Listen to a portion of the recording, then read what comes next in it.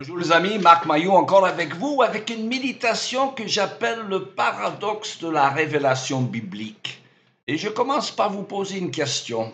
Une fois que l'on devient chrétien, est-on toujours pécheur?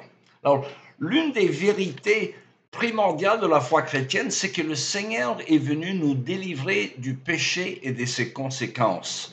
L'apôtre Paul dit, il n'y a plus aucune condamnation pour ceux qui sont en Jésus-Christ dans l'Épître aux Romains, chapitre 8. Jésus a pris la condamnation que nous méritions en mourant sur la croix. Alors nous sommes désormais en paix avec Dieu. Mais la question demeure, dans quelle mesure sommes-nous délivrés de notre nature jadis pécheresse? Alors tous les chrétiens n'ont pas toujours la même réponse à cette question. Il y a une tendance dite perfectionniste dans certaines traditions chrétiennes. Elle s'appuie sur les versets tels que « Soyez parfaits comme votre Père céleste est parfait », comme nous dit le Seigneur Jésus dans l'Évangile selon Matthieu. Et un autre verset qui dit « Celui qui a souffert dans son corps a fini avec le péché », première épître de Pierre, chapitre 4.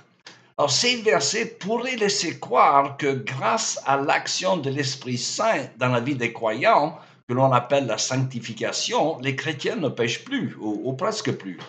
Mais de l'autre côté, l'apôtre Jean nous dit clairement que celui qui se dit sans péché est un menteur et la vérité n'habite pas en lui. Et je le cite, il dit, « Si nous prétendons ne pas être pécheurs, nous faisons de Dieu un menteur et sa parole n'est pas en nous. » 1 Jean 1,10. Et l'apôtre Paul confesse qu'il lutte toujours contre sa nature déchue et pécheresse et que même après des années dans la foi, qu'il ne fait pas toujours ce qu'il veut, mais il fait parfois ce qu'il est, comme il écrit dans l'Épître aux Romains au chapitre 7. Alors, comment comprendre ces paradoxes? La Bible se contredit-elle?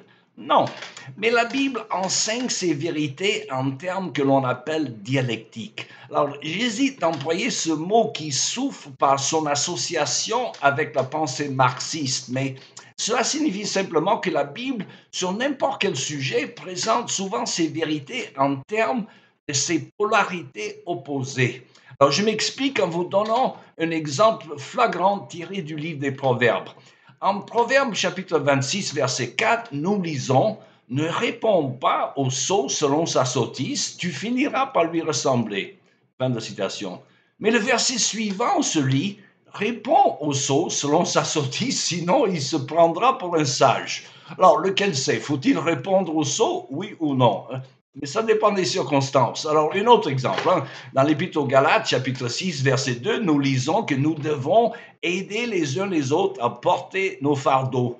Alors qu'un peu plus loin, au verset 5, nous lisons que chacun portera sa propre charge. Alors, il en est de même partout dans la Bible. En certains textes, par exemple, l'Épître aux Romains, chapitre 9, disent de manière frappante que Dieu a prédestiné ses élus, soulignant la grâce souveraine de Dieu dans notre salut.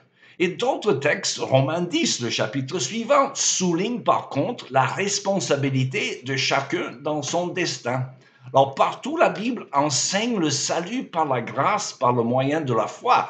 L'Épître aux Éphésiens, chapitre 2, verset 8, dit clairement, « C'est par la grâce que vous êtes sauvés par le moyen de la foi. Cela ne vient pas de vous, c'est un don de Dieu, ce n'est point par les œuvres afin que personne ne se glorifie. » Mais il y a aussi des dizaines de passages, comme le livre de l'Apocalypse, le dernier chapitre de la Bible, le chapitre 22, verset 12, qui enseigne qu'au jugement dernier, l'homme recevra en fonction de ce qu'il a fait sur la terre. Alors, ce n'est pas que la Bible se contredit, c'est plutôt la pédagogie de Dieu qui nous garde dans cette tension. Ainsi, nous sommes délivrés de notre nature pécheresse lorsque nous naissons de nouveau par l'action du Saint-Esprit. Toutefois, comme une brebis faible, il nous arrive parfois de tomber dans la boue du péché. Mais à la différence d'un cochon qui se régale à se vautrer dans la boue, qui est son élément, une brebis chrétienne ne s'y plaira pas. Elle n'y restera pas car elle y est mal. Alors sachez toutefois qu'il y a toujours la tension en lisant la Bible, la parole de Dieu, dont la logique ne suit pas toujours parfaitement la nôtre, et même pour des questions relativement secondaires d'éthique chrétienne. Par exemple, l'apôtre Pierre dit aux femmes, et je le cite, « Recherchez non pas la beauté que donne une parure extérieure, cheveux, habillement tressé, bijoux en or, toilette élégante, etc. 1 Pierre 3:3. Mais ailleurs, la Bible vante la grande beauté des femmes telles que Esther, qui s'est embellie pour gagner la faveur du roi que le Seigneur a utilisé pour le salut de son peuple. Alors voyez-vous qu'il s'agit encore d'un exemple de la dialectique biblique qui nous maintient dans une certaine tension spirituelle de peur que nous ne soyons pas trop satisfaits de nous-mêmes, je pense. Alors, en conclusion, l'essentiel de la doctrine chrétienne est clair, mais la vérité de la Bible, parfois paradoxale, est souvent plus nuancée que nous ne le pensons. Alors, c'est tout le temps qu'il me reste pour aujourd'hui. Il me reste qu'à vous souhaiter une bonne journée et à la prochaine.